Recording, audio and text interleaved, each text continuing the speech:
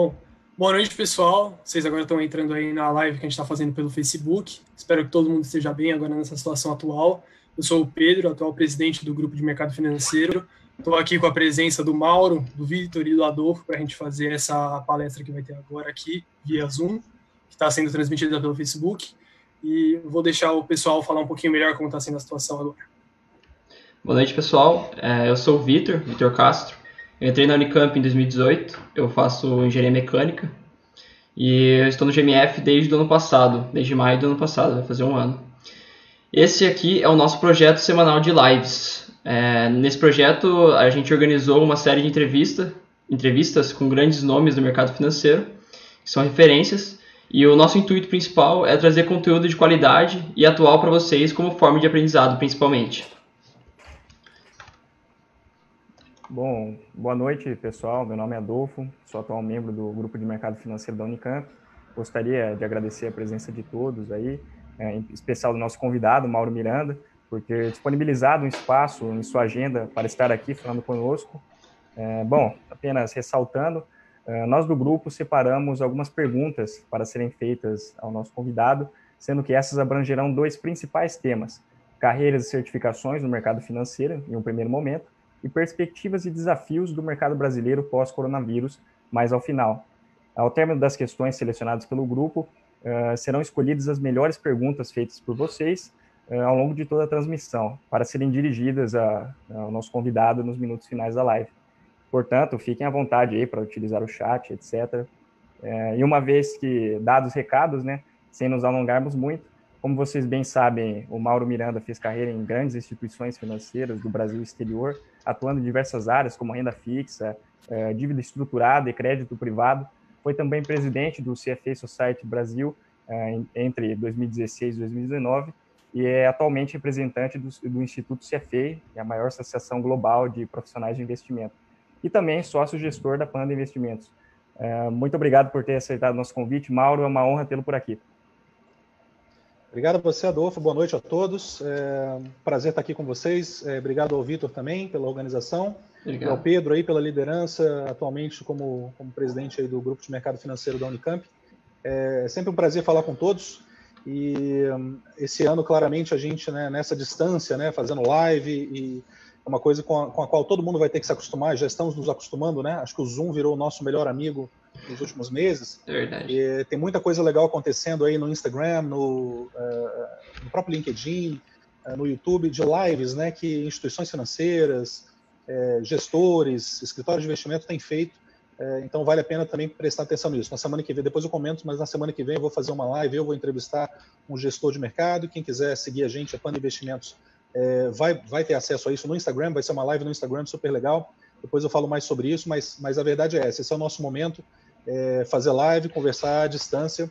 E o lado ruim é que a gente não tem o contato ali pessoal, né? O lado bom é que a gente consegue atingir uma plateia muito maior do que aquela que cabe dentro de um auditório. Eu participei aí da Semana de Mercado Financeiro da Unicamp no ano passado, 2019, e também no ano anterior, 2018. Foram participações muito legais. Acho que eu fui pessoalmente, obviamente, a Campinas. Foram participações que eu gostei muito da interação com os alunos, também com os professores. E enfim, esse ano eu sei que vocês vão talvez tentar fazer mais à frente aí no ano, tomara que dê certo. Enquanto isso, a gente vai se comunicando por lives.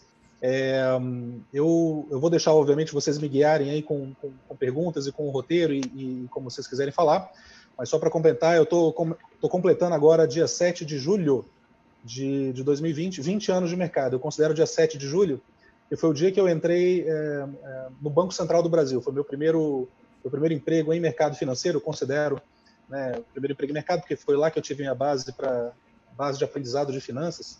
Eu morava em Brasília na época, eu cresci em Brasília, então foi lá que eu comecei. Então, dia 7 de julho de 2000 foi quando eu comecei, então agora completando 20 anos de mercado. Passa rápido, acreditem em mim. Vocês vão chegar lá, aproveitem bastante o caminho, mas vocês vão chegar lá também. Que bom. Bom, muito obrigado, viu, Mauro? Apesar da breve introdução que fizemos sobre você, Mauro, gostaria de ir além e começar a live dando espaço para você falar um pouco mais aí sobre a sua trajetória dentro do mercado financeiro, para o público que está nos assistindo, por favor. Tá bom. Bom, resumidamente aí o pessoal pode fazer perguntas, né? Eu comecei minha carreira no mercado, então, no Banco Central, fiquei 2 anos no Banco Central como concursado lá em Brasília, era da área de emissão de títulos da dívida externa. Então foi meu primeiro contato, e aí meu primeiro contato com renda fixa, né? Aprendi bastante sobre renda fixa ali, fui atrás, é um tema que a gente vai falar hoje, né? Você não vai aprender o que você tem que aprender para o mercado financeiro na sala de aula. A sala de aula é importante, a sala de aula é necessária, nada a dizer contra a sala de aula. Em adição à sala de aula, você precisa fazer muito mais para poder trabalhar no mercado financeiro. Então, é importante que todo mundo entenda isso. Não existe essa discussão de mas deixa para lá que isso aí é teórico, eu vou aprender a prática aqui. Não. Faça a sala de aula muito bem feita e acrescente com outras coisas que você não vai ver na sala de aula. Isso vale para o pessoal da engenharia, para o pessoal da estatística, para o pessoal da economia e para o pessoal da administração e quem mais estiver assistindo. Então, só um ponto importante aí. Mas, enfim, aprendi bastante lá no Banco Central. Em 2002 eu consegui... eu quis morar fora, então trabalhar em banco fora, foi o que eu fiz. Fui para Nova York, consegui uma oferta de um banco que já foi embora, chamado Bear Stearns. Era o quinto maior banco de investimentos dos Estados Unidos na época. E na época da crise de 2008 ele foi embora. Mas foram 2 anos excelentes lá em Nova York. Continuei em Nova York mais 2 anos, fiz meu MBA na Columbia Business School, então sou classe de 2006. E aí eu recebi um convite para trabalhar num banco que vocês vão conhecer bem, um banco chamado Lehman Brothers, o banco que quebrou lá em 2008, famosamente, né? Eu recebi um convite para sair de Nova York e trabalhar no Lehman Brothers em Londres. Então, depois que eu me formei no MBA. Então, isso em 2006, de 2006 a 2008, eu estava no Lehman Brothers em Londres. Então, acabei ficando 6 anos fora, no total, né, de 2002 a 2008. Aí o banco quebrou, voltei para o Brasil, trabalhei na Quest Investimentos, em São Paulo. Então, trabalhei ali um bom pedaço, aí, 1 ano e meio por aí na Quest Investimentos, montando uma área lá que acabou não dando muito certo. Fui para o Banco Fator, fiquei alguns anos no Banco Fator, fazendo estruturação de títulos de renda fixa, então fazia muita operação de debêntures, de CRAs, de notas promissórias, então operações corporativas de renda fixa. Em 2014 eu fui para o Banco ABN AMRO, fui tocar uma área chamada Soluções de Dívida, Debt Solutions, para a América do Sul, significava fazer sindicalização de operações de crédito e de renda fixa para empresas. Então, a gente atendia empresas grandes, Vale, Gerdau, etc. E aí, em 2017, eu saí. Era a época que eu era presidente da CFA Society no Brasil. E em 2018, eu resolvi montar minha própria empresa. Então, desde 2018, eu tenho minha empresa, que é a Plano Investimentos, que tem crescido bastante, né? Tem adicionado aí muitos clientes à carteira e vamos continuar crescendo muito. Somos uma empresa ligada à XP Investimentos, que promoveu uma revolução bem grande no mercado, podemos falar isso também ao longo dos últimos 10 anos. Nesse meio tempo, então 20 anos de carreira, como eu falei, fiz meu MBA em 2006, completei o CFA também em 2006, né? Eu fiz a façanha de fazer as duas coisas ao mesmo tempo, não recomendo. Mas em 2011 eu consegui uma outra certificação, eu fiz uma outra certificação chamada FRM, que é Financial Risk Manager, interessante também. E nesse meio tempo fiz bastante coisa também, claro, né? Fiz a prova da Ancord, né? A prova da Ancord é uma prova que é necessária para você trabalhar como assessor de investimentos no Brasil. Então tem algumas certificações aí que a gente vai tendo que conquistar ao longo do tempo. Desde 2010 também, para quem se interessa na parte de gestão, né? Só para fazer um adendo, parece que eu não trabalho muito, mas desde 2010, primeiro, eu sou voluntário junto ao CFA, então ter sido presidente do CFA aqui no Brasil foi só uma parte disso, né? Mas desde antes eu já era voluntário e hoje eu estou como voluntário junto ao CFA Institute, que é a nossa nave-mãe lá fora, que é a Associação Global. Eu sou basicamente o representante de todos os presidentes das CFA Societies de América Latina e Caribe. Então aí Jamaica, Bahamas, Trindade e Tobago, Ilhas Caimã, isso tudo até aqui embaixo, né? Brasil, Uruguai, Argentina, Chile, Peru, Colômbia e México também. Então toda essa área é a área que eu cubro de maneira voluntária. Sempre tentando, né, aumentar o número de pessoas, obviamente, que buscam CFA, sempre tentando trabalhar com a gente chama de societies, né, as CFA societies que a gente tem na região. Então, assim, acho que a minha carreira tem sido sempre em finanças, a maior parte em renda fixa, sempre atendendo clientes, sejam pessoas, né, sejam indivíduos, sejam corporações, empresas, e sempre com algum trabalho paralelo, para também a gente sempre manter, né, o lado intelectual, né, aguçado, que às vezes o trabalho no dia a dia não te permite tanto, né? Ao longo da carreira, vocês vão ver que as suas carreiras vão ser bem variadas, Então é sempre bom também ter outras coisas que vocês fazem. No meu caso, eu escolhi o CFA para ser voluntário e gosto muito disso. Estamos agora num momento bem ruim claro, né, de não conseguimos nos encontrar com as pessoas, mas é o que temos, né? Então logo isso volta também. Então, resumidamente, é isso. Resumidamente. Perfeito. Tá ótimo. Mauro, então, uma das questões que eu acho que é mais popular, você mesmo estava comentando, muitas das coisas que as pessoas precisam aprender para o mercado financeiro não é dado em aula, é conquistado fora da sala de aula. Até mesmo quando você falou da sua carreira, todas as certificações que você fez, as provas que você fez. Então, a gente queria aqui, como uma das primeiras perguntas, perguntar realmente quais certificações são necessárias ou são populares, importantes de se terem quando a gente quer entrar em alguma área de mercado financeiro. E também, além disso, qual a importância de uma certificação quando você vai realmente entrar no mercado financeiro. E caso, por exemplo, eu queira entrar em alguma área do banco, ou não necessariamente banco, mas em alguma outra área de mercado financeiro, existe alguma diferença entre o tipo de certificação que eu tenho que tirar para conseguir focar e ter um melhor desenvolvimento? Bastante ampla a sua pergunta, vou te responder da melhor maneira que eu conseguir, mas antes disso, eu só queria mencionar uma coisa. Certificação, ela é um resultado, né? Você consegue aquela certificação depois de um tempo de estudo, é um resultado de um processo, né? O mais importante, eu diria, do que... Tem algumas certificações regulatórias que você precisa ter, isso que eu já vou falar daqui a pouquinho. Mas mais importante do que buscar a certificação só pela certificação em si, é buscar o conhecimento, é entender o que você precisa para ser um bom profissional. É claro que a certificação, ela tenta encapsular ali, né, naquelas provas, né, ou numa prova ou em várias, o que é o conhecimento que você precisa ter para ser um profissional. Mas não dá para ficar só ali. Então você tem que ter um conhecimento muito mais amplo para poder fazer aquela prova, passar bem e tudo, né? Certificações a gente divide em duas grandes áreas, né? Tem certificação regulatória e certificação de distinção. A certificação regulatória é aquela que você precisa fazer, você é obrigado a fazer. Por exemplo, né, para quem é assessor de investimentos, que hoje é o meu caso, para quem trabalha com assessoria de investimentos, que o nome perante a CVM é Agente Autônomo de Investimentos, para quem faz isso, você precisa necessariamente passar numa certificação chamada certificação da ANCORD, é o exame da ANCORD. A ANCORD é a Associação Nacional de Corretoras e Distribuidoras de Títulos e Valores Imobiliários. Então é regulatório, se você não fizer essa prova, você não tem o registro, no fim das contas, depois de um processo, junto à CVM, você não pode atuar, ponto. Então isso é uma coisa que é regulatória.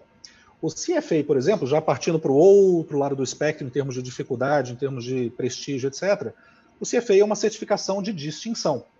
Você não é obrigado a fazer o CFA.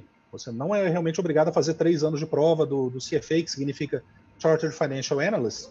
Né? São provas longas, são 1000 horas de estudo, é muita coisa. Essa não é uma certificação regulatória, você não é obrigado a fazer, mas é uma certificação de distinção que te abre portas no mundo inteiro, e que as pessoas imediatamente reconhecem. Né? Se você quer trabalhar, por exemplo, em agência bancária, você tem que fazer o CPA 10 da Ambima. Se você quer trabalhar com clientes, né, investidores qualificados e tal, de um nível um pouco mais alto, é o CPA 20. Se você quer... E aí, por uma questão autorregulatória da Ambima, que é a entidade que reúne as assets e os bancos no Brasil, por uma questão autorregulatória, elas se impuseram isso. Quem vai trabalhar com gestão de dinheiro das pessoas, com gestão de patrimônio, né, nas áreas de wealth management, como a gente chama, nas áreas de private banking, de bancos, essas pessoas têm que ter uma certificação chamada CFP, Certified Financial Planner. Então, por autorregulação, não é a lei que diz, mas por autorregulação, você quer trabalhar no private banking do Itaú, vai ter que tirar o CFP em algum momento. Então, essa é uma certificação também regulatória, eu diria autorregulatória, ou seja, você precisa dela para trabalhar, ponto final, né? Não tem o que fazer. Para quem vai trabalhar nos Estados Unidos, eu tenho certeza que alguns de vocês vão acabar trilhando esse caminho, tem uma certificação lá que é muito básica, chamada Series 7. Lá eles têm uma série de series, né? Então a Series 7 é a mais basicona. Então você não consegue trabalhar em banco nenhum se você não tiver o Series 7. Né? Então essa é uma certificação regulatória, você tem que ter, tem que passar e pronto. Então tem que entender o que é certificação regulatória, o que é de distinção e buscá-las. Né? E aí vai depender da carreira das pessoas. Por exemplo, quem quer ser analista de ações, só para completar, analista de ações dentro de um banco ou corretora, tem que fazer uma outra certificação, chamada CNPI, que é da APMEC. Então, tem uma variedade de certificações, elas servem funções tanto de distinção, como também de provar que você está apto a trabalhar naquela função, né? Outra que eu não mencionei, mas vou mencionar agora, a CGA, né? Certificação de Gestores Ambima. Você quer ser gestor de carteiras, né? Um gestor de portfólio, tem que ter a CGA por autorregulação, porque a Ambima diz, olha, o pessoal que trabalha nas assets ou nos bancos cuidando de portfólios tem que ter a CGA. Então é isso, tem várias certificações no mercado, em finanças, e tudo vai depender do que é a carreira que cada pessoa quer seguir. Perfeito. Nossa próxima pergunta é sobre o próprio CFA Institute. A gente quer saber, e a gente quer que o senhor explique para os nossos espectadores, que o senhor, sendo representante da instituição na América Latina e no Caribe, e além disso, levando em conta que o senhor, que parte daqueles que estão nos assistindo não entendem ao certo o que é a própria instituição, a instituição global, Claro. do CFA Institute, se o senhor poderia nos explicar um pouco melhor sobre o que é e as frentes que ele atua. Maravilha. Esquece mundo Brasil, esquece MEC, esquece aquela coisa cartorial, esquece aquela coisa do... Né, fui lá e carimbei o meu diploma, fiz uma graduação, qualquer coisa assim, tem lá o carimbinho do MEC. Esquece isso. A certificação CFA vem de um mundo que é de Estados Unidos, que é uma coisa muito mais, de novo, de distinção e de uma coisa criada privadamente, vamos dizer, né, por uma associação. Muito mais isso do que uma coisa cartorial, legal, governamental, etc. Estou dizendo isso pelo seguinte: desde o início do século passado, já vemos associações existirem nos Estados Unidos, né, de analistas de finanças, analistas de ações. Foi daí que surgiu tudo, né? Então, mesmo antes do crash, obviamente, bem antes do crash de 1929, já tinha algumas associações bem antigas, inclusive nos Estados Unidos, né, desde essa época, né, sendo organizadas ali, associações de analistas. Assim como tem a Sociedade dos Engenheiros, a Sociedade dos Arquitetos, tinha lá a Sociedade dos Analistas de Ações. Isso numa época muito antes da gente pensar em ter isso aqui no Brasil, né? E essas associações foram se juntando, foram conversando nacionalmente e criaram, no final dos anos 40, um instituto chamado Instituto dos Chartered Financial Analysts. Então, um negócio chamado ICFA, né? E aí, legal, isso aí é uma instituição legal, uma associação de profissionais de investimento muito legal. Eles decidiram, em algum momento no futuro próximo, naquela época, criar uma certificação para falar, olha, vamos fazer uma prova para ver se as pessoas que querem ser, né, analistas realmente têm aquele conhecimento, têm o conhecimento para fazer esse trabalho, e a gente vai poder se reconhecer. Assim como aqui no Brasil, quando um advogado faz a prova da OAB, né, então para advogar ele tem lá o número da OAB. Então a ideia foi essa, vamos criar uma coisa ali que mostra que aquela pessoa sabe o que está fazendo. Então em 1963, houve a primeira prova do CFA, né? Então estamos falando aí já de 57 anos. Houve a primeira prova do CFA e aí começou a se emitir o certificado, né? Esse charter, como a gente chama, como se fosse um diploma para a pessoa que passa nas 3 provas, são 3 provas, uma por ano, né, com conteúdo bastante extenso. Então o próprio CFA Institute, né, que hoje é o nome da organização, esse nome foi mudando ao longo do tempo, o CFA que demonstra e que diz, olha, você tem que saber esse corpo de conhecimentos aqui, é isso que vai cair na prova, aqui os capítulos que você precisa estudar, e é bastante coisa, a gente fala aí de 5 a 6 mil páginas por prova, são 3 níveis, tá? Em inglês. Então, enfim, então a evolução do CFA foi isso ao longo de décadas. Até os anos 90 não tinha tanta internacionalização do CFA, a verdade é essa, até o início dos anos 90. E aí, no início dos anos 90, o CFA começou a se internacionalizar muito mais. A primeira CFA Society, como a gente chama, o primeiro, né, capítulo, vamos dizer assim, do CFA fora dos Estados Unidos foi em Singapura. E a primeira pessoa que tirou a certificação CFA na América Latina foi a Sônia Villa-Lobos, brasileira, Sônia Villa-Lobos, nossa colega. Desde 94, ela obteve a certificação em 94, e ela hoje está no Conselho de Administração da Petrobras, no Conselho da Latam, no Conselho da Telefônica, e mais outros aí também. Então, ela teve uma carreira bem grande aí como analista de ações, como gestora de ações, e hoje está nos conselhos dessas empresas. Podem procurá-la, Sônia Villa-Lobos, CFA. Então, assim, só estou comentando alguns outros pontos que são paralelos, mas que são importantes. Então, foi daí que veio a certificação CFA, a tentativa de colocar uma ordem nessa profissão e de criar justamente uma certificação para a profissão de investimentos. Originalmente, quem era o público-alvo dessa certificação CFA? Analistas de ações e gestores de carteira. Né? Até hoje, metade do público mundial do CFA é formado por pessoas que são gestores de carteira ou analistas de ações. Tá? Esse mercado vai mudar, tem mudado. Né? Então, eu falei 50%. Então, os outros 50%, primeiro, já fazem outras coisas. São investment bankers, commercial bankers, traders, enfim, consultores, trabalham em consultoria de finanças, tem gente em empresa, tem gente na parte de finanças corporativas dentro de empresas, tem gente fazendo M&A, tem advogados, tem jornalistas, tem de tudo. Então, o que é muito bom para a profissão. E, enfim, com as mudanças que a gente vai vendo no mundo, daqui a pouco a gente fala mais sobre isso, mas, por exemplo, analista de ações ele já tende a não ter tanto já um mercado para isso, porque muita coisa está sendo feita por inteligência artificial, muita coisa está sendo feita de maneira mais automatizada e talvez essa seja uma profissão um pouco mais desafiadora para você conseguir entrar nesse momento, análise de ações. Tá? Mas falo mais sobre isso depois. Mas daí que veio o CFA e hoje ela é a certificação mais reconhecida do mundo. São 180 mil profissionais no mundo, 170 mil profissionais no mundo que têm a certificação CFA. Parece muito, mas é bem pouco. No Brasil somos 1.200, 1.300 pessoas, também é bem pouco. Muito né? pouco. E realmente tem uma taxa de aprovação muito baixa. Né? De cada 100 pessoas que entram no programa CFA, apenas 13 terminam. Quantas horas de estudo? Uma taxa de aprovação de 13%. Desculpa. Quantas horas de estudo o senhor poderia dizer que são? Então, as pessoas que fazem a prova, né, quer dizer, quem passa pela prova, né, os candidatos, depois eles fazem, né, sempre tem esses surveys aí, pergunta, quantas horas você estudou e tal. Então, a gente sabe que é, na média, 300 a 330 horas por nível. E são 3 níveis, níveis 1, 2 e 3. Então, por isso que a gente fala de 1.000 horas no total, né? 1.000 horas de estudo para você poder passar na prova, nas 3 provas, sequencialmente, e obter a certificação CFA ao final, que, na verdade, não é só passar na prova, você tem que ter também 4 anos de experiência profissional em finanças, em investimentos. Então, não é uma certificação que você obtém só por passar na prova. Você realmente tem que ter trabalhado. Né? E demonstrar isso aí. E eu acho que faltou a pergunta dos benefícios que a própria instituição oferece aos seus charter holders.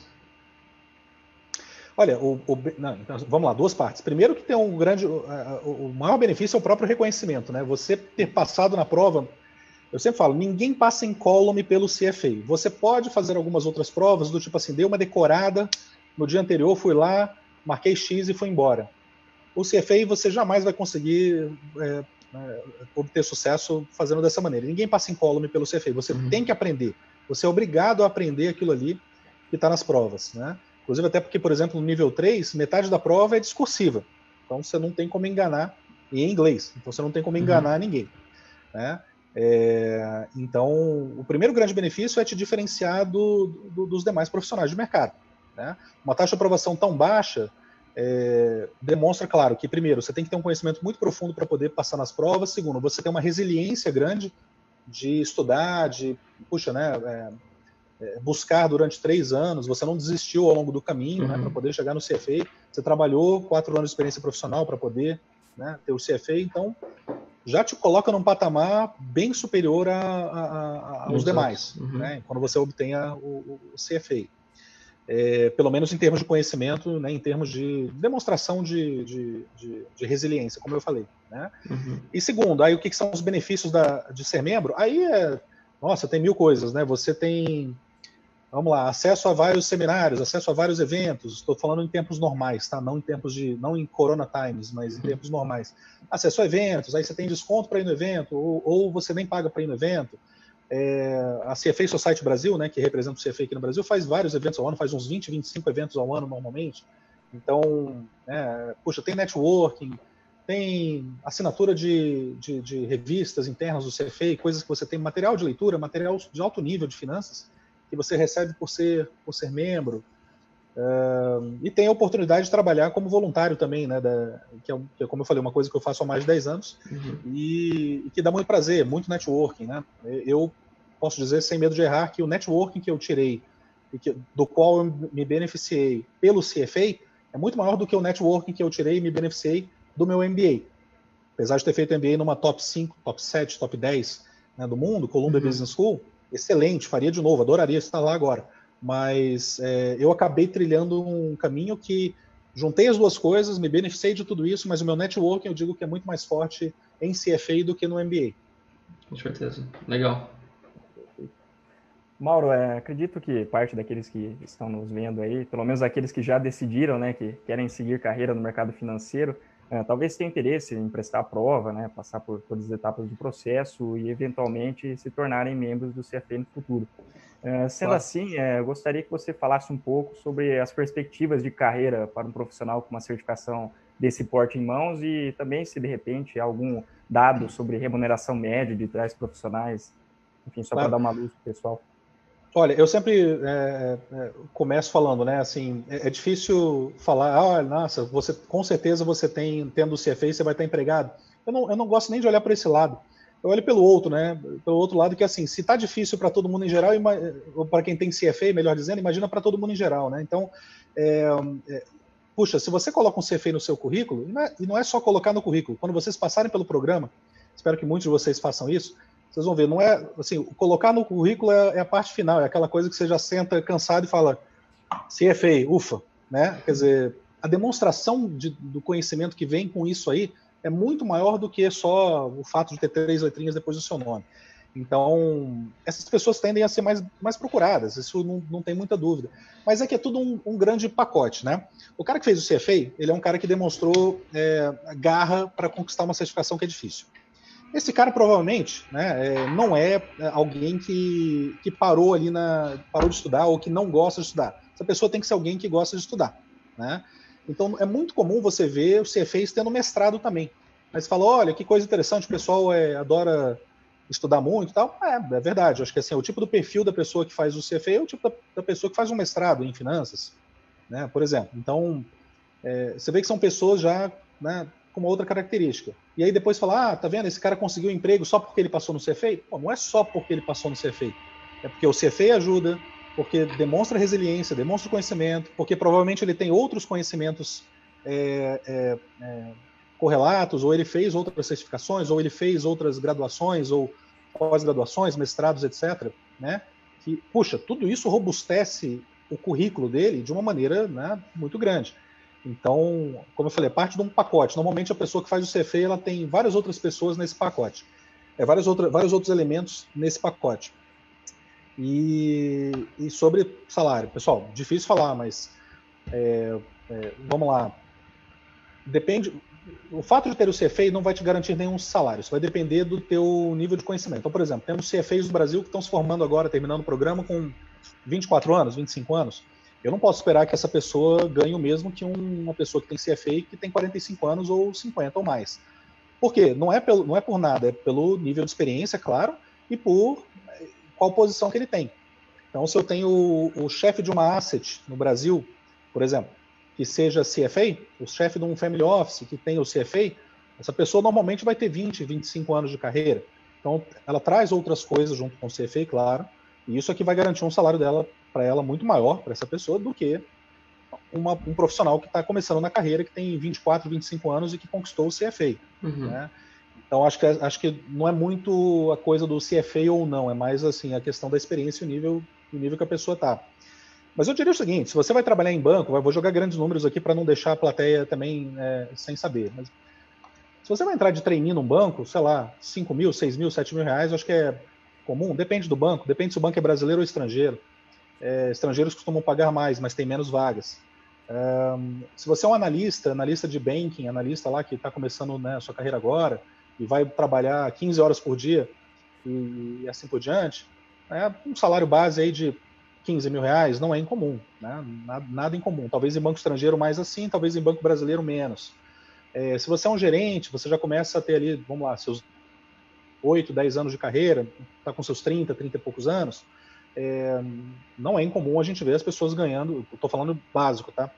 Não é incomum a gente ver as pessoas ganhando 20, 25 mil reais, por aí, estou usando valores de hoje. Se você é um gestor, se você já é um gestor de equipe, você é um gestor de carteira, se você é um profissional mais estabelecido no mercado, né, um diretor de banco, né, de banco pequeno, vamos dizer, banco médio, ou diretor de uma asset, enfim, você pode estar falando aí de um salário de 35, 40, 45 mil reais facilmente, ao mês. Se você já é talvez um diretor de um banco maior, ou já está numa posição um pouco maior, ou consegue, né, fazer uma negociação até melhor, seu salário vai para 50, 60 mil reais ao mês, né? Se você é chefe de um banco, se você é CEO de um banco, não estou falando de Banco Itaú, tá? Estou falando de várias outras instituições que nós temos. Se você é representante de um banco estrangeiro no Brasil, ou se você enfim, é diretor estatutário de um banco, ou é de uma asset, ou um analista muito bem reputado, conhecido, nossa, aí você vai para 80, 100 mil reais ao mês. Isso eu estou falando de salário base, vai, porque obviamente tem bônus, tem outros benefícios aí. Então, pessoal, assim, em mercado financeiro, o que a gente tem hoje em dia é isso: gente nova entrando, ganhando 4, 5 mil reais, e gente mais experiente ganhando 80, 100 mil reais. Acho que o espectro está aí. Onde você vai cair nesse espectro vai, de novo, depender da sua experiência, do teu conhecimento. E como eu falei, se já é difícil para uma pessoa que tem CFA, mestrado, MBA, não sei aonde, tarará, conseguir galgar postos mais altos, imagina para a pessoa que não tem nada disso. Então, é uma decisão de vocês, de cada um que está nos assistindo, né, de buscar o melhor para si, né, para poder se colocar, né, para ficar melhor na hora de uma entrevista, claro. De novo, não é só uma coisa de escrever no currículo, né? Fiz o curso tal, não é isso. É realmente ter experiência de trabalho e, né, elementos de, por exemplo, mestrado ou CFA, etc., que sejam relevantes, que sejam realmente importantes para quem está buscando profissionais. Sem dúvida. Nossa próxima pergunta agora é sobre o nosso cenário atual que a gente está vivenciando, que está dominando todas as manchetes do mundo inteiro. Nós gostaríamos de ouvir a sua visão acerca dos impactos imediatos do coronavírus no mercado, assim como possíveis mudanças de longo prazo na vida e no costume das pessoas como um todo. Claro, não, essa é a pergunta que todos nós estamos querendo responder, né? Começando pela economia em geral, né? Quer dizer, claramente a gente vai ter estamos já vivendo uma recessão, tanto no Brasil como no mundo. Esse ano vai ser um ano, né, de um impacto negativo em PIB, né, em Produto Interno Bruto, no mundo inteiro, um impacto muito grande. Algumas economias que são mais ágeis vão conseguir reagir mais rapidamente. É o caso da economia americana. E a gente está vendo aí a taxa de desemprego que saiu lá de 3,5% mais ou menos antes da crise, antes do coronavírus, indo para 14% ou mais nesse espaço curto de tempo. Mas a economia americana também consegue reabsorver pessoas com uma velocidade muito maior do que a nossa, por exemplo, né? Quando começou essa crise, né, algumas pessoas já começaram a falar: a economia brasileira, que estava previsão aí de crescer, dependendo da casa que você consultava, 1%, 1,5%, 2,5% nesse ano, né? Vai cair 1%. Para quem é de mercado já tem um tempo, olhou para esse 1%, né, de queda, vai cair o PIB 1%. Olhou e falou: duvido, vai cair muito mais. Então hoje você vê as previsões aí otimistas falando em 4% de queda do PIB. Né? No meu chute aqui, eu chutaria que no ano que vem, em março do ano que vem, quando sair o número do PIB desse ano, a gente vai estar olhando para um número entre 6% e 7% de queda. Tá? Isso vai ter um impacto enorme na vida de todos nós. Já está tendo. Né? Nós estamos vivendo num território, estamos passando por um território que não é conhecido. Para quem é de São Paulo, está em São Paulo, essa coisa do rodízio aqui na cidade de São Paulo é só um exemplo micro do que está acontecendo no macro, que é: faz o isolamento, aí vamos relaxar? Não vamos. Então abre o transporte público, mas não abre, mas aumenta o rodízio, ou seja, né, agora é dia sim, dia não, né, par e ímpar, né? São todos experimentos, pessoal. São experimentos sociais que nós estamos fazendo. Isso acontece de várias maneiras no mundo.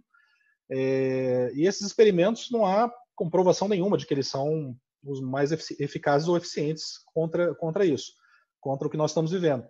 Agora, o que é inegável é que todos esses experimentos têm um impacto muito grande sobre economia, sobre empregos, e eu não sou da saúde, então não vou falar nada de saúde, porque eu estaria falando coisa errada, mas vou falar só da economia, portanto, né, nós temos um impacto enorme.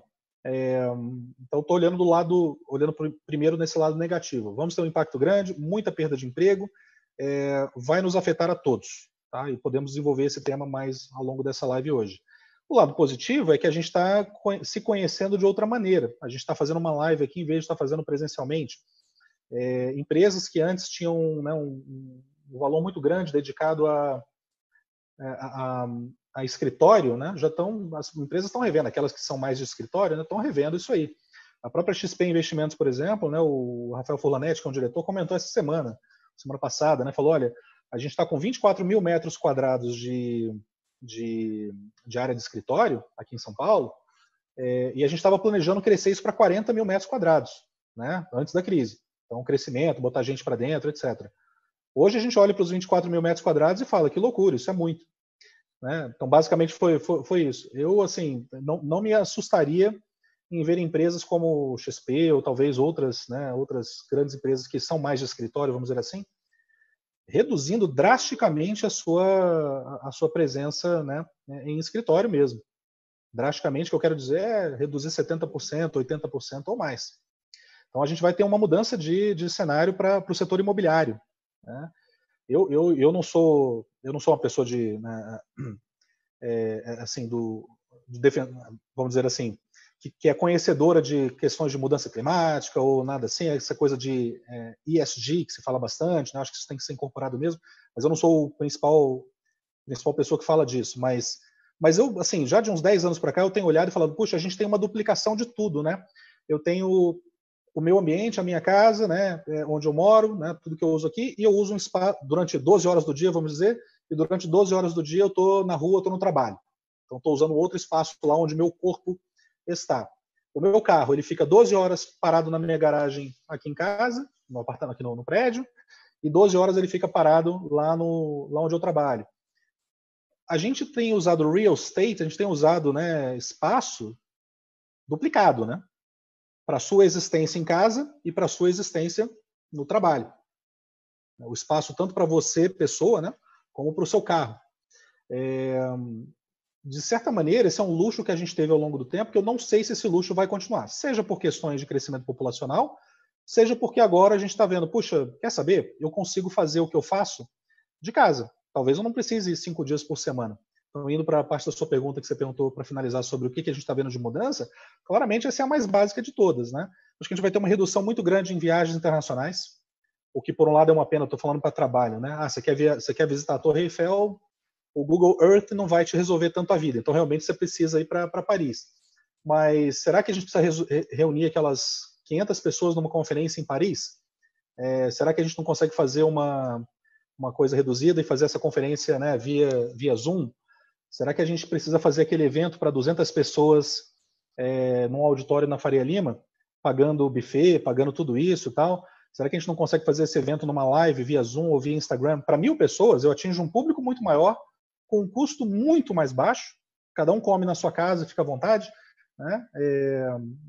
E é isso. Essa mudança a gente está vendo, é a famosa transformação digital que a gente foi obrigado a fazer, né, o que seria nos próximos 5 anos, a gente foi obrigado a fazer em 3 semanas. Então essas mudanças acho que estão aí para ficar. Eu espero que a gente volte a um certo normal em breve, a um normal que a gente possa circular sem máscara, que a gente possa, né, apertar as mãos, né, o pessoal, né, quer dar beijo na avó, dar beijo na mãe, está até evitando nesse momento. Eu espero que a gente volte a tudo isso, né, mas que vai haver uma mudança grande, vai, e já está acontecendo, é bom que a gente se acostume com ela. É uma mudança que a sua geração, a geração de vocês, vai ter que trabalhar bem e vai ter que saber como lidar com isso daqui para frente. Mas, então, terminando numa nota positiva é isso, né? Para não falar tanto da economia, que a gente pode voltar mais, mas as mudanças serão profundas. Bom, perfeito. Só para complementar a pergunta, Mauro, que paralelo você que tem, se não me engano, 20 anos, né? Quase completando 20 anos de mercado, agora certo? Em julho, 20 anos. 20 anos agora em julho. No caso, que paralelo você consegue enxergar entre a crise de 2008 com a crise de agora? Assim, você acha que paralelo você consegue imaginar? São crises bem diferentes. Né? Em 2008, a gente tinha uma crise bancária e financeira. A gente tinha bancos quebrando lá fora, né? Olhando mundialmente, não só o Brasil. A gente tinha bancos quebrando, a gente tinha uma questão de alavancagem muito grande no sistema financeiro. Né? Isso mudou bastante desde então, de 12 anos para cá, né? A gente tinha uma situação que não era claramente de calamidade pública, que ninguém tinha que se preocupar com quem estava vendo, era mais como eu falei, uma crise bancária, né? Uma crise de dinheiro, uma crise de liquidez e, em última instância, de solvência de bancos. Hoje a gente não tem nada disso, os bancos estão super capitalizados, os bons bancos, né, no mundo, nos Estados Unidos, na Europa, está tudo bem com eles, Os que estavam mal das pernas antes continuam, mas não é por conta de coronavírus. No Brasil, os bancos são super bem capitalizados, o Banco Central do Brasil não vê nenhuma, né, ouvindo aí o que eu ouço do presidente Roberto Campos Neto e de outras pessoas do Banco Central, diretores, não acho que seja nenhum problema atualmente a questão de capitalização de banco. Então, essa crise nos afetou de outro lado, que é a questão sanitária, né, via a saúde das pessoas. É uma crise diferente daquilo que a nossa geração, aí eu já me incluindo aqui, a nossa geração viu, né? Talvez o paralelo seria com a gripe espanhola lá em 1920, né? 1918 a 20. Então, depois da Primeira Guerra Mundial, né, a pessoa saindo da guerra ainda teve que enfrentar uma epidemia. E, obviamente, com recursos muito menores do que aqueles que a gente tem hoje. Né? Imagina, na época ninguém podia ficar em casa, né, tranquilamente, fazendo isolamento, passando álcool gel e fazendo Zoom. Então, né, talvez o paralelo fosse mais ali. Mas, ou seja, com a crise de 2008, acho que assim, vai ser uma queda, vai ter recessão, como já estamos vivendo. Espero que não tenhamos uma depressão econômica, aí seria um problema muito maior, aí é em comparação com os anos 30. Mas, assim, as instituições funcionam, né? É interessante a gente ver que as lojas estão fechadas, né? Há uma tentativa de se começar a abrir aí algum comércio e tudo, mas banco não está fechado, né? E essa revolução já tinha acontecido antes, né? De você poder fazer tudo pela internet. Imagina se a gente estivesse lá nos anos 80, 90, anos 80, pior ainda, né? Eu era criancinha. Mas quem tinha que fazer minha mãe vai lá, tem que fazer um pagamento do banco, tem que ir ao banco, né? Ficar na fila, 1 hora de fila, imagina. Então, bancos estão indo bem, os bancos vão bem, não temos esse paralelo com a crise de 2008 por isso, né?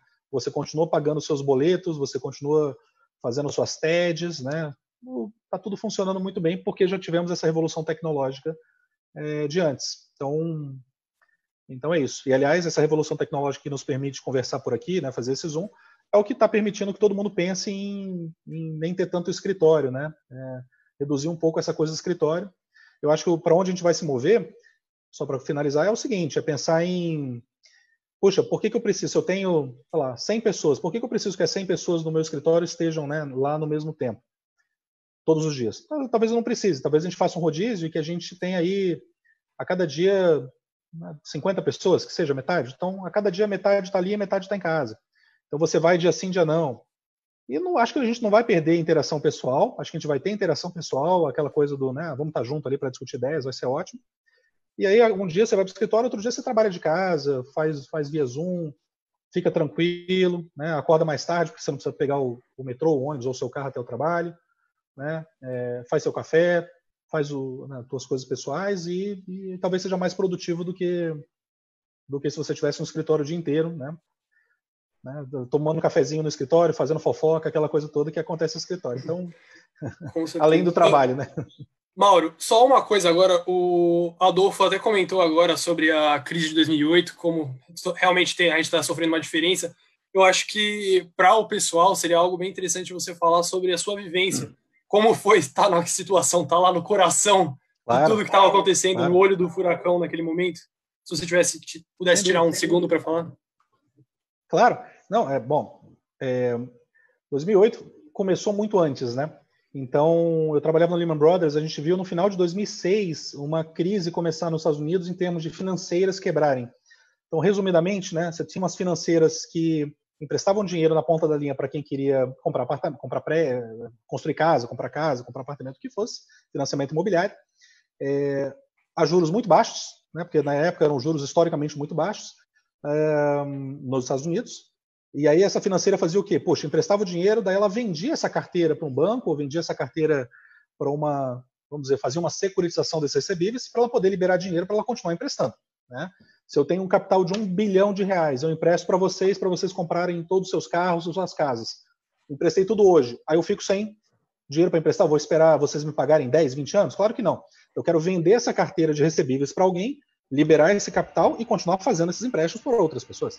Então, as financeiras faziam isso, vendiam a carteira, etc. Bom, quando a gente viu que bancos já começaram a não querer comprar essas carteiras, aí a financeira já não tinha para quem vender. E segundo, começou a tomar default, né, calote, de quem estava na ponta da linha. E aí começou um ciclo, de novo, isso aí foi final de 2006, né, não é 2008. 2008 foi só o culminar de um processo. Então, assim, já começamos a ver isso aí. 2007 foi um ano, começou a ficar um pouco mais terrível ali no verão setentrional, né, de 2007, ou seja, no meio do ano de 2007, com alguns fundos alguns hedge funds do Bear Stearns quebrando, fundos que tinham investimento em papéis imobiliários. E aí veio, né, poxa, final de 2007 foi terrível. No Brasil, o pessoal não estava sentindo muito isso, não, porque a Bolsa teve um pico, se eu não me engano, foi em março ou maio, acho que foi maio de 2008, desculpa, e a Bolsa brasileira subindo, né? Quer dizer, o pau já comendo lá fora e a Bolsa brasileira subindo. E aí, depois disso, tivemos uma queda bem grande, né? Saiu de 70 e poucos mil pontos para 29 mil pontos. Então, foi um momento bem difícil, foi uma crise que a gente na época falava sem precedentes, e era mesmo, né? Talvez comparável aí ao que se viveu depois do crash de 1929 e a depressão dos anos 30, só que com a flexibilidade de instrumentos de política monetária e a atuação de bancos centrais no mundo todo, e a atuação de governos, né, isso se reverteu, não rapidamente, mas isso se reverteu ao longo do tempo, né, depois de 2008. A gente teve um momento de um expurgo muito grande de gente de mercado, um expurgo muito grande de bancos, né, o Bear Stearns foi comprado pelo JP Morgan, senão ia quebrar, o Lehman Brothers deixaram quebrar, a Merrill Lynch ia quebrar, era a próxima da lista. Então o que aconteceu? Vocês não vão se lembrar disso, mas busquem pela história aí. Dia 15 de setembro de 2008 foi uma segunda-feira, foi o dia que o Lehman Brothers declarou a falência, né, basicamente. No dia 14 de setembro foi um domingo. Domingo à noite estava todo mundo preocupado, assim, o que vai acontecer com o Lehman Brothers amanhã e tal. O que aconteceu? No meio tempo, o presidente do Merrill Lynch na época se juntou com o presidente do Bank of America e falou, vamos fazer um casamento aqui agora. Tanto é que até hoje nós temos a instituição Bank of America Merrill Lynch. Ela nasceu no dia 14 de setembro de 2008, um dia antes do Lehman oficialmente quebrar, porque o Merrill Lynch falou, se o Lehman quebra amanhã, dia 15, dia 15 ou 16 sou eu agora Merrill Lynch. Então ele já fez um preemptive strike, ele já fez uma medida profilática, correu ali para o Bank of America e se juntou. Então, enfim, aquele momento era um momento de caos total na economia, nas finanças, né? E foi um momento bem difícil. Então, paralelo, voltando à pergunta, né? Naquela época eu tinha um caos na economia, caos no sistema financeiro. Hoje a gente tem um caos na economia e um caos no sistema de saúde, mas não no sistema financeiro. Essa é a grande diferença com 2008. Não, perfeito. Obrigado, viu, Mauro?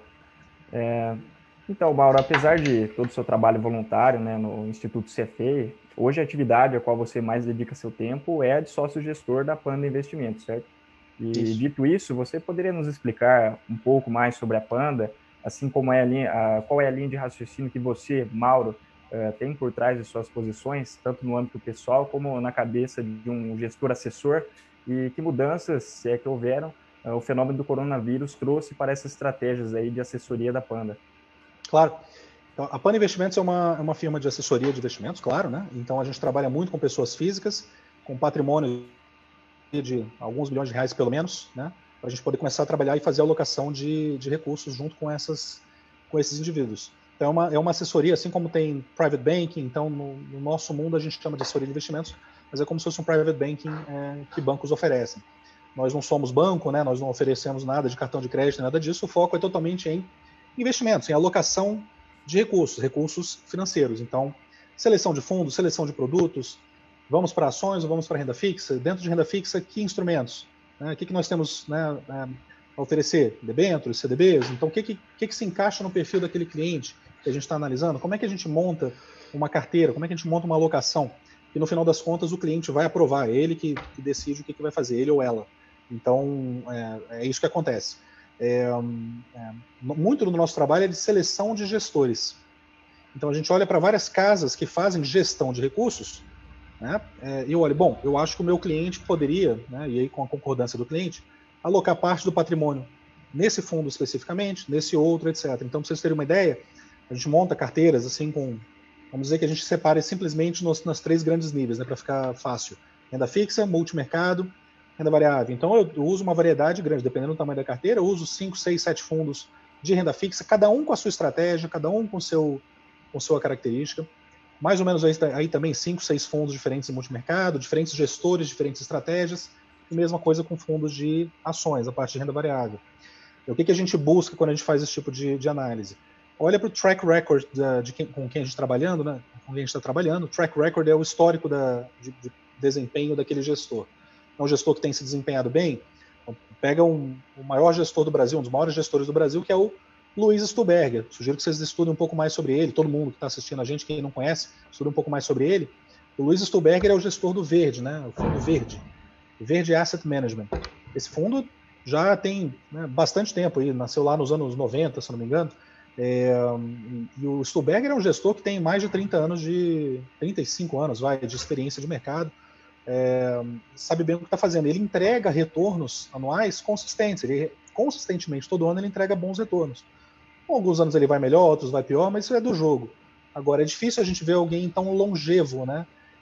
Então, por exemplo, a gente olha para track record, olha para quem é o gestor, qual é o processo de investimentos que aquela gestora faz. Né? Vocês vão aprender tudo isso aí, para quem vai enfiar o pé na jaca aí do CFA e vai entender bastante mais sobre finanças, vai entender tudo isso. Como é o processo de investimentos? Como é que aquela gestora seleciona os ativos para compor carteira?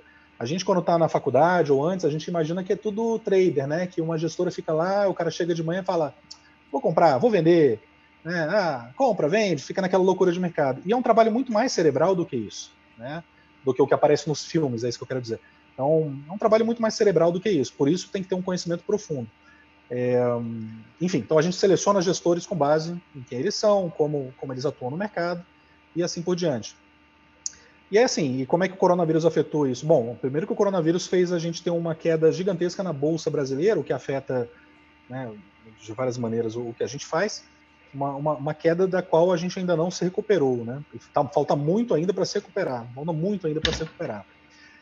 A gente viu uma reprecificação de ativos de crédito, ou seja, aumentou a probabilidade, ainda que não haja necessariamente, né, ainda que nós não estejamos vendo calotes, né, ou seja, as empresas deixando de pagar suas dívidas, aumentou a probabilidade de que isso aconteça. Quando aumenta a probabilidade de que isso aconteça, os títulos de renda fixa dessas empresas, debêntures, caem de preço, natural. Se você está operando uma debênture a R$100, né, e aí surge a possibilidade de que, né, aquele setor todo vá mal e que a probabilidade de um calote aumenta, você não vai querer mais comprar aquele papel a R$100, você vai querer comprar a 90, a 80, a 70, vai caindo o preço, né? Então a gente viu reprecificação de ativos em renda fixa, em renda variável, a gente viu uma reprecificação, obviamente, do nosso câmbio, né? Tá todo mundo acompanhando aí o que está acontecendo com o câmbio. Então, no momento de crise, no mundo inteiro, o que acontece? Investidores que estão em mercados emergentes, o Brasil é um mercado emergente, o Brasil é uma máquina de volatilidade. Tem um livro muito legal do ano 2000, de um autor chamado Michael Pettis, P-E-T-T-I-S, Michael Pettis. Ele escreveu um livro chamado The Volatility Machine. Ele fala justamente muito mais sobre crise de dívida e tudo isso, mas ele mostra como são máquinas de volatilidade justamente esses países emergentes, que é o nosso caso. Então, o investidor estrangeiro tira o dinheiro daqui, volta para lá para falar, olha, não sei o que está... Pensa no início de março. Coronavírus, não sei o que vai acontecer, puxa, 1000 coisas podem acontecer, ok. Então, vende tudo. Ah, mas o ouro, não sei. Vende tudo, vende ação, vende o quê? Tem Brasil? Vende tudo. Eu quero meu cash comigo. É o famoso, né, atira primeiro, pergunta depois. Porque na hora da crise, não é a hora que você vai parar para... Quando a crise vem braba, né, como é o caso que aconteceu 2 meses atrás, não é a hora que você para falar, deixa eu fazer a análise da ação A versus a ação B para ver qual que vai subir ou vai cair. Não, é o momento de cash, né? Então foi isso que aconteceu 2 meses atrás. E agora a situação começa a ter um pouco mais de clareza, estamos ainda longe de ter enorme clareza, mas essa situação atual de ter um pouco mais de clareza para, né, um pouco menos de volatilidade no mercado. Então é bem por aí. É o flight to quality, né? Oi? É o flight to quality, né? Perfeitamente, né? A gente chama de flight to quality ou flight to safety, né? As pessoas vão para aquilo que, né? Então, assim, retornando ao final da pergunta, né? Quer dizer, qual o impacto disso tudo na gente? Bom, a gente viu uma queda nas carteiras dos clientes em geral, tanto o cliente que tinha mais renda fixa, como o cliente que, com certeza, tinha mais renda variável, esse sofreu mais. Então, essa foi o impacto. Agora, muda a nossa análise? Teve alguma gestora que a gente falou, esse pessoal não sabe o que está fazendo? Não.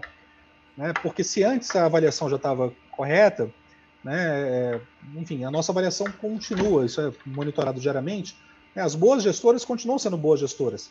Não dá para culpar uma única gestora e falar, você não previu o coronavírus. Bom, ninguém previu o coronavírus, né? Não há gestora que possa dizer que previu. O que tem é o seguinte, gestoras que responderam melhor à crise. A gente tem vários exemplos disso. Eu gosto muito do pessoal da Ibiúna, fazendo uma propaganda aqui sem problema algum. O pessoal da Ibiúna, na parte de multimercado, isso não é uma recomendação de investimentos, tá, pessoal? Atuou bem na crise. Os fundos multimercado deles passaram bem pela crise, né? Quer dizer, conseguiram se sustentar bem, não tomaram tanta perda e talvez eles notaram mais prontamente que havia um problema muito maior do que aquilo que se estava pensando no mercado e conseguiram colocar posições ganhadoras quando o mercado caía. Então, você vê que a performance no fundo deles está indo muito bem, né, ao longo dos últimos 2 meses. Né? Não no início, claro, mas a recuperação está indo muito bem. Então, assim, tem gestor que conseguiu, né, resolver melhor aí essa questão da crise. Tem gestor que ainda não, mas processo de investimento sólido, perspectiva de longo prazo, todos eles têm e os investidores também têm que ter. Isso é um ponto importante. Né? Profissão de investimentos, pessoal, isso acho que é um ponto importante. Não é fazer day trade, não é comprar, vender, a Petrobras vai subir ou vai cair amanhã. Faça mais vaga ideia. Mas o que eu posso te afirmar é que, olhando historicamente, se a gente fala de fundos de ações bem geridos, fundos multimercado bem geridos, com prazo suficiente, eu estou falando de anos, 3 anos, 5 anos ou mais, para ações é muito mais, a gente consegue ver resultados positivos. Então, se essa semana a Bolsa vai terminar no positivo ou negativo, não é o meu papel, não deveria ser o papel de ninguém, porque isso aí é bola de cristal, ninguém tem. Né? Isso é receita para insucesso. Né? Acho que é uma perspectiva de mais longo prazo, é o que faz sentido e faz parte da profissão de investimentos. Perfeito. A gente está chegando quase nas 7 horas, mas vocês acreditam que dá para fazer mais uns 20 minutos aí, continuarmos? Não, por mim vamos em frente, vamos em frente conforme vocês mandarem aí, e eu queria até ouvir as questões das pessoas aí, quem tiver questão vai ser ótimo. Perfeito, então só avisando o pessoal aí. Então, agora entrando um pouco no debate de política monetária, né, nós vimos recentemente, na última reunião do Copom, um corte de 75 base points na taxa de juros básica da economia, né?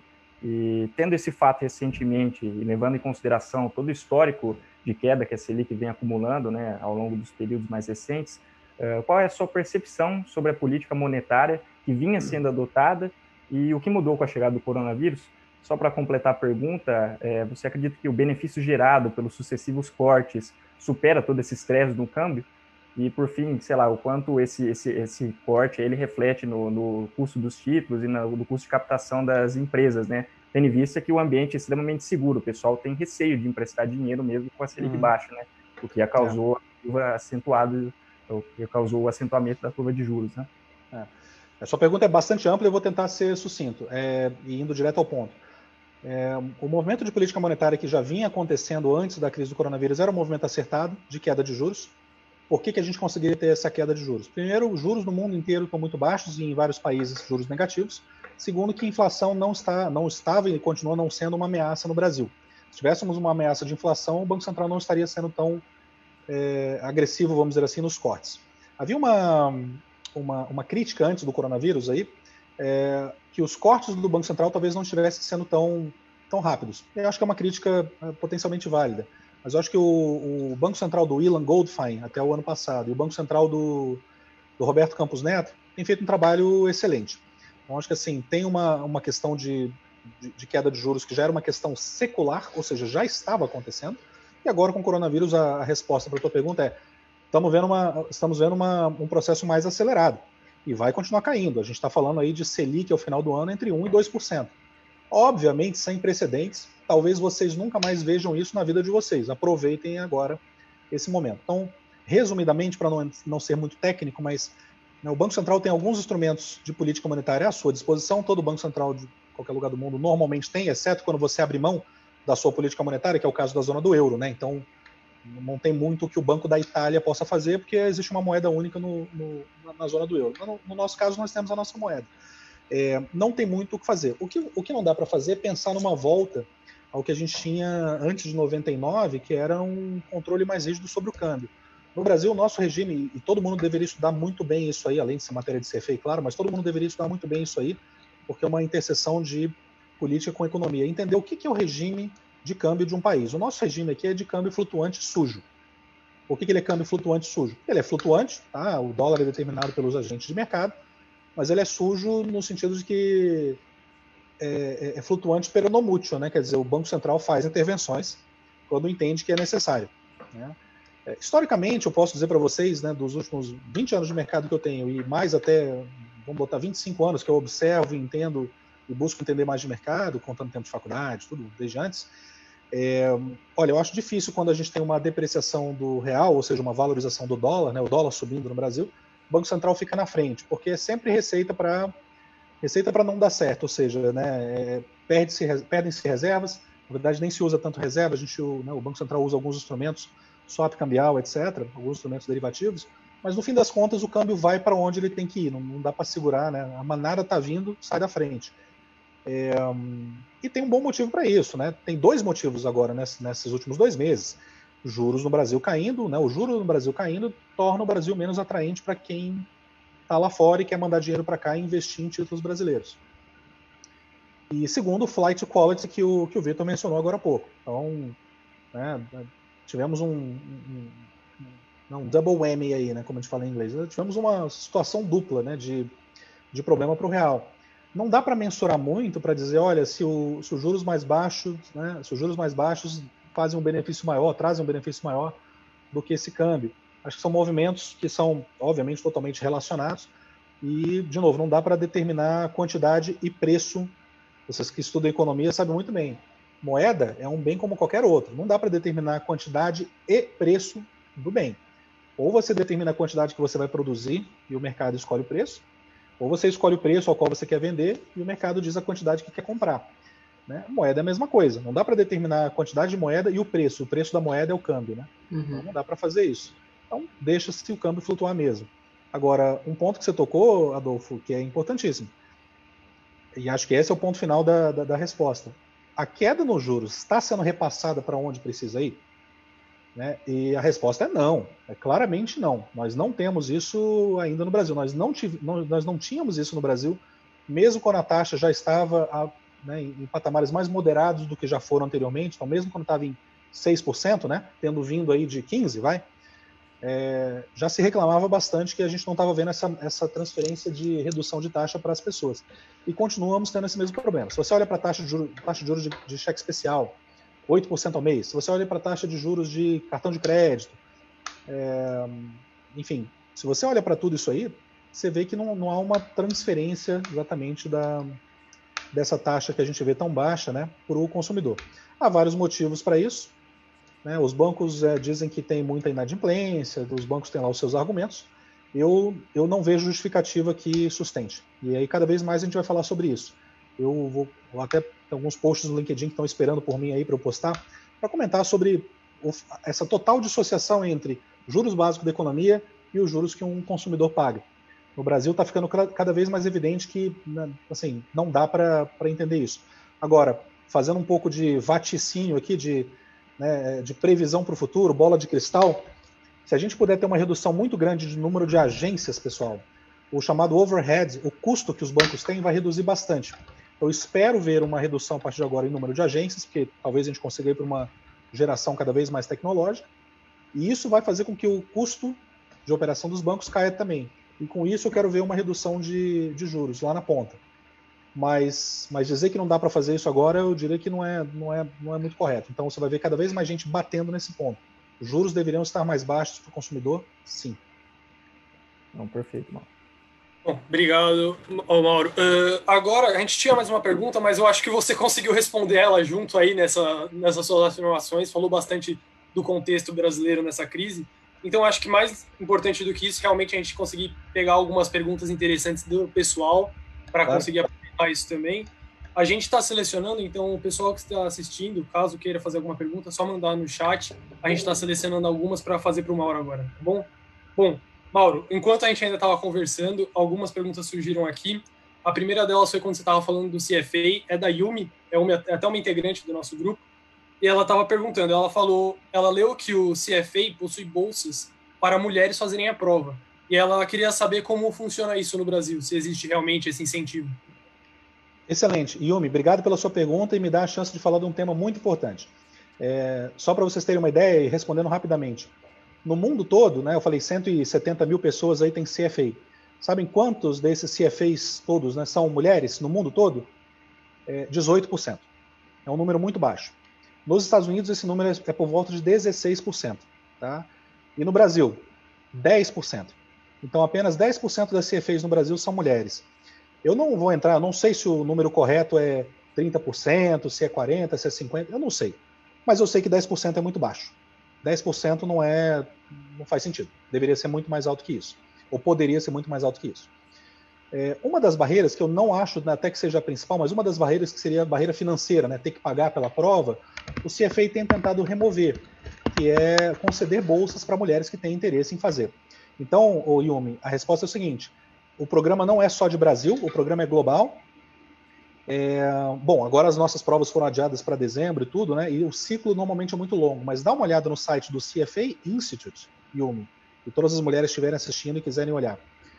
CFAinstitute.org, né? Então, CFAinstitute.org, que é o site global, e busca lá, procura lá que você vai encontrar scholarships. As bolsas são as scholarships.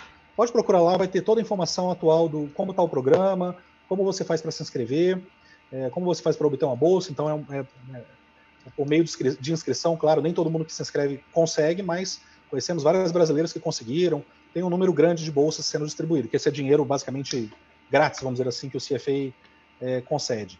Dá uma olhada nisso aí, porque é importantíssimo e te dá um incentivo para fazer, ainda mais com o dólar do jeito que está, né? Pagar todo o programa CFA, que comparado com o MBA não é nada caro. A gente está falando aí de cerca de uns 3 a 4 mil dólares, vai? Mas ainda assim, com o dólar do jeito que está, é caro. Ao longo de 3 anos. Né? Então isso é suave. Tende a ser mais suave. Mas claramente, se você puder remover boa parte do problema financeiro, está lá. E não só isso, tem bolsas para outras pessoas também. Tem bolsas para reguladores, por exemplo. Então, a gente tem bolsas com o pessoal da CVM e do Banco Central. Tem bolsa para jornalista. Tem bolsa para professores universitários. Então, se algum professor da Unicamp tiver interesse, tem como dar uma olhada lá e tal. Mas eu diria que hoje em dia o que a gente quer promover mais mesmo é o carro-chefe, que realmente são bolsas para mulheres. Então, Yumi, te encorajo a dar uma olhada no site, divide com as suas amigas, divulga bastante aí. O pessoal do GMF também pode fazer essa divulgação, porque se temos bolsas a conquistar, né, dinheiro grátis, né, e por uma boa causa de educação, né, usem isso aí bastante. Uhum. Bom, eu tenho uma pergunta.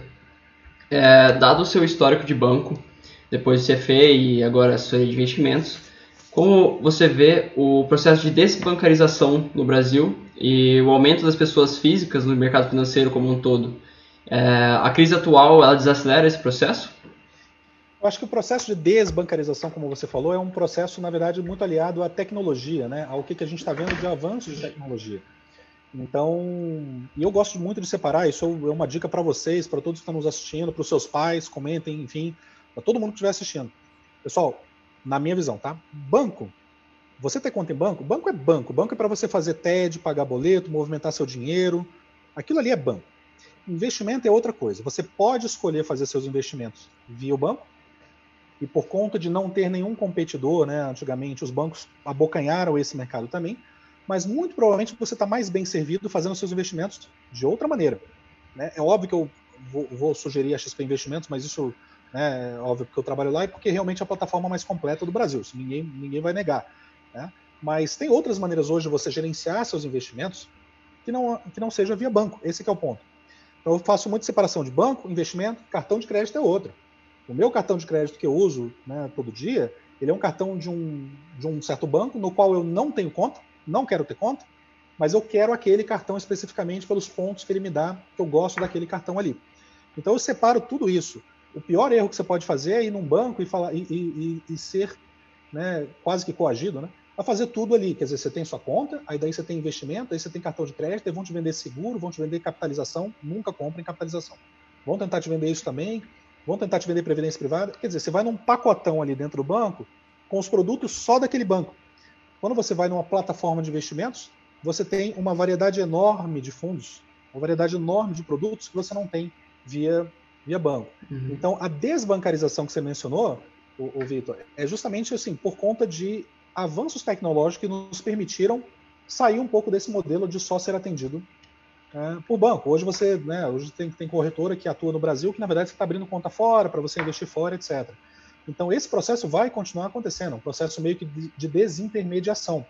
Né? Para que eu preciso falar com o gerente ou a gerente do banco, que talvez não seja a pessoa especializada em investimentos, né, mas que é aquela pessoa que está querendo me vender produto. Eu prefiro falar com, assim como eu falo com um contador para fazer meu imposto de renda, falo com um advogado para resolver qualquer problema que eu tiver, ainda bem que eu não uso, né, eu tenho que falar com um assessor de investimentos que é para me ajudar na parte de investimentos. Eu acho que esse modelo que a gente está vendo faz parte desse processo de desbancarização que você está falando. Legal. Perfeito. Mauro, teve uma outra que surgiu aqui que eu acho bem interessante, é do Enrico Benetti, surgiu agora também lá, a gente conhece ele também. Ele perguntou, muito se fala sobre qual a forma da retomada da economia, e ele queria saber a sua opinião, se a retomada da economia seria em torno de um U, de um V ou de um W shape. O que você acha como se comportará a economia na próxima época com relação a isso? Ou de um L, né? Cai e fica, né? Pode ser também. Outro dia o pessoal falou que vai ser em forma, já estão começando a inventar, né? Forma de raiz quadrada, né? Tava assim, caiu, aí daí vai subindo e vai para o lado. Assim. Então, isso só para usar o nosso alfabeto ou uma notação matemática. Imagina nos outros alfabetos do mundo. Tem várias outras possibilidades. Eu acho que o que vai acontecer, e aí, de novo, é um pouco de bola de cristal aqui, que eu não tenho, mas o que a gente vai ver vai ser talvez uma redução de PIB, pessoal, que não vai voltar mais. Não no patamar que estava antes. Isso tem a ver com uso de recursos, isso tem a ver com uma geração mais consciente, isso inclui a minha também e a de vocês, uma geração mais consciente em relação ao uso de recursos, né? Então, né, uma geração que vai falar, puxa, peraí, né, até para os empreendedores, será que eu preciso de tanto, né, office space, espaço de escritório? Talvez não. Então isso vai ter um impacto no setor imobiliário, que é muito grande no mundo, que é muito grande nos Estados Unidos. Eu acho que vai ter uma reprecificação, vamos dizer, da economia, que vai trazer a gente para um patamar um pouco menor. Isso, talvez, num primeiro momento, vai ter um efeito deletério, um efeito ruim, mas que, né, conforme o tempo vai passando e a gente vai trabalhando e PIB vai aumentando, etc., a gente vai recuperando parte disso, mas com, talvez, uma utilização mais consciente de recursos. E utilização de recursos, não estou falando de não usar um canudinho de plástico, porque isso é bobagem, pessoal. A gente vê muito oba-oba nesse sentido. O canudinho de plástico não é o problema. O problema talvez seja, de novo, o que eu mencionei, a nossa duplicação. Eu tenho toda a estrutura aqui em casa e tenho toda a estrutura no trabalho. Imagina as centenas de milhões de pessoas que fazem isso. Ah, mas a pessoa trabalha numa fábrica, tem que construir um carro. Não dá para todo mundo construir carro via home office, verdade. Mas para muito do que se faz na economia de serviços, né? Consultoria, banco, corretora, assessoria de investimento, advogado. Pessoal, pensem bem, o quanto de gente que pode fazer essa redução de uso de recursos, trabalhar de casa, enfim, não comprar tanto carro, etc. Claro que vai ter uma perda de consumo, PIB, de início, que é o que a gente já está vendo, exatamente. Claro, né, como todo mundo se lembra aí da identidade macroeconômica, né? Então, nosso PIB é C mais I mais G mais X menos M, né? O Czinho ali, que normalmente é responsável por boa parte de uma economia como a nossa, da economia dos Estados Unidos, boa parte do PIB, né, o consumo. Então, vai ter uma redução ali, vai ter uma redução de PIB. Então, assim, acho que essa é para aí que a gente vai. Quanto ao shape, né, da recuperação, essa da raiz quadrada parece interessante, né? Porque vinha alto aqui, cai, se recupera, mas vai para um patamar que não é exatamente idêntico ao que estava antes. Acho que de início é o que a gente vai ver. Sim. Igual você falou também sobre o não ser repassadas as taxas de juros do Brasil, se realmente fossem, não totalmente, logicamente, mas se fossem repassadas, isso potencialmente poderia aumentar o nosso PIB, ter um crescimento exorbitante, né? De certa forma, sim, mas a outra pergunta é, temos tantos projetos para serem desengavetados no Brasil? A gente tem vários problemas de Brasil, né, que não dá nem para se estender muito agora, mas a gente tem problemas de qualidade de mão de obra, a gente tem uma massa, né, vocês devem ter ouvido falar agora, obviamente, essa coisa do auxílio, né, do governo, R$600 que estão sendo distribuídos, etc. E aí o governo tem falado muito nessa massa de invisíveis. Gente que talvez não tivesse CPF, ou que estava com CPF, né, desativado, gente que é autônomo, né? Gente que, puxa, sei lá, vende coisa no sinal, gente que está, pessoal, em vários lugares do Brasil, São Paulo, Rio de Janeiro, Nordeste, Sul, Centro-Oeste, Norte, né? Pessoal que está, enfim, na Baixada Fluminense, que, poxa, né, não faz parte do sistema formal de trabalho. E esse pessoal a gente está vendo agora. O Brasil é um país que tem muita informalidade, né?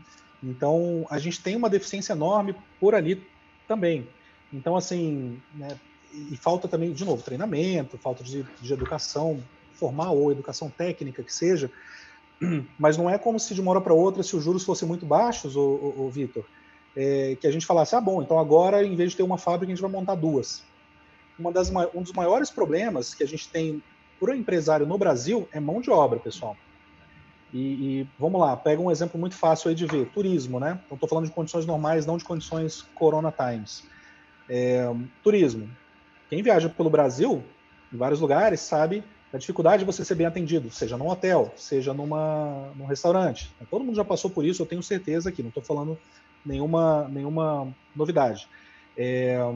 Se você vai no dono lá reclamar, falar assim, poxa, eu estou sendo mal atendido, o dono vai falar, pois é, e eu quero te dar um bom atendimento, mas eu não consigo. Eu não tenho mão de obra qualificada. E a culpa não é da mão de obra ali, né? Faltou qualificação, faltou política pública, faltou escola técnica, faltou mil coisas. Faltaram mil coisas, mas o ponto é, nós estamos num ciclo vicioso do qual a gente não conseguiu sair até hoje, como país, e o coronavírus não vai ajudar, né?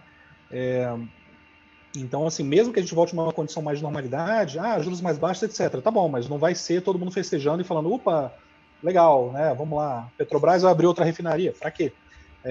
Sei lá, né? BR Foods vai abrir mais várias outras plantas. Não sei.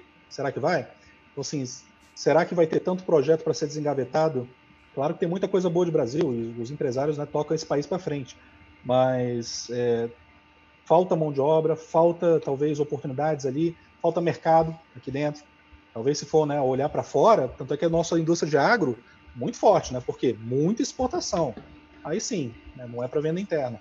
Então, assim, tem que tomar cuidado e ver essa diferenciação para vocês apostarem no futuro no que vai realmente, né, ser bem sucedido em termos de Brasil, né, olhar para o que é nosso mercado interno, olhar para o que é demanda de mercado externo e fazer uma avaliação bem focada nisso aí.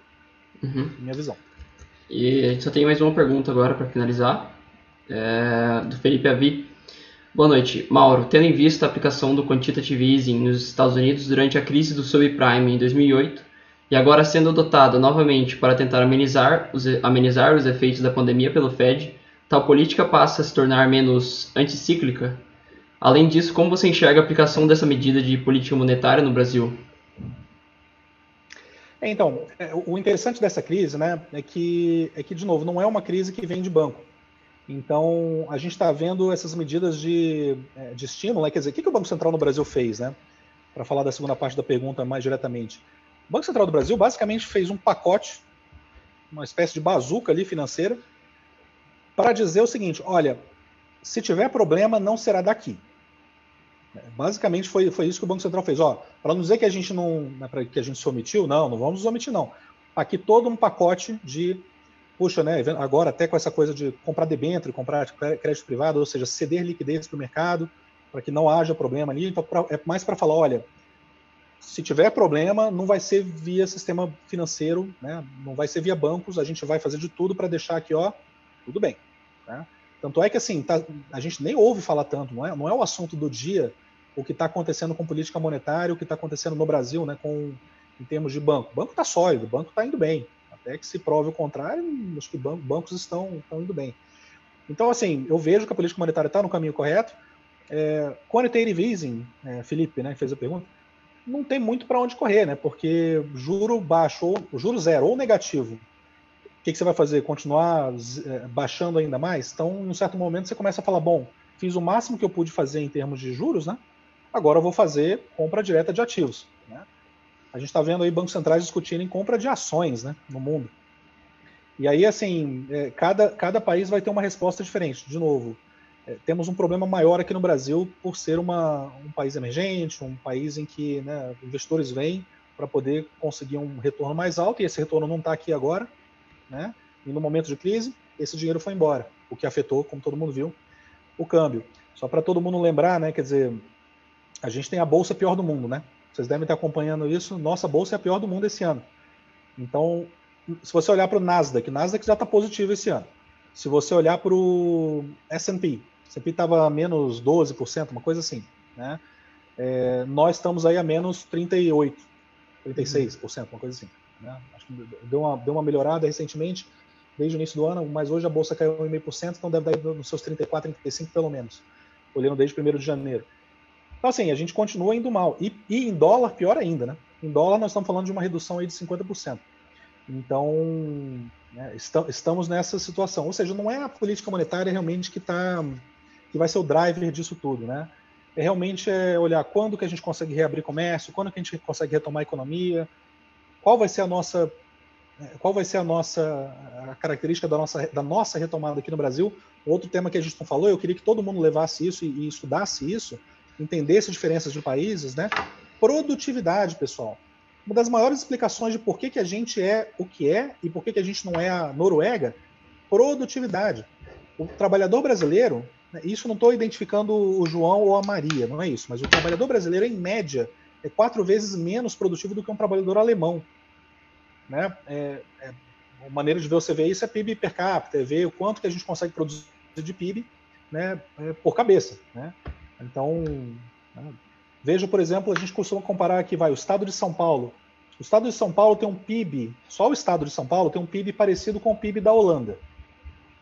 Só que lá eles têm 18 milhões de pessoas, aqui nós temos 40 e poucas milhões de pessoas no estado. Né? Então, só daí você já vê, bom, tem o mesmo tanto de PIB para muito mais gente. Produtividade, esse é o nome do jogo. Uhum. Para quem vai estudar, já estudou economia aí, preste muita atenção lá nas suas funções de produção, lá na Cobb Douglas. Aquele Azinho que tem lá no início é a produtividade. Aquele, né, pó de pirlim-pim-pim que tem ali, aquele fator ali especial, o molho especial, mas é aquilo que faz a economia ser o que ela é, né? Sim. Enfim, então, um ponto aí de atenção. Mas, de novo, não é tanto a questão da política monetária, é ver como que a gente vai conseguir sair daqui com política talvez fiscal. E esse é o grande tema. Mas para terminar, eu sei que você está já encaminhando para o final, para terminar numa nota positiva, né? Bom, o brasileiro já passou por várias crises, nós vamos passar por mais essa.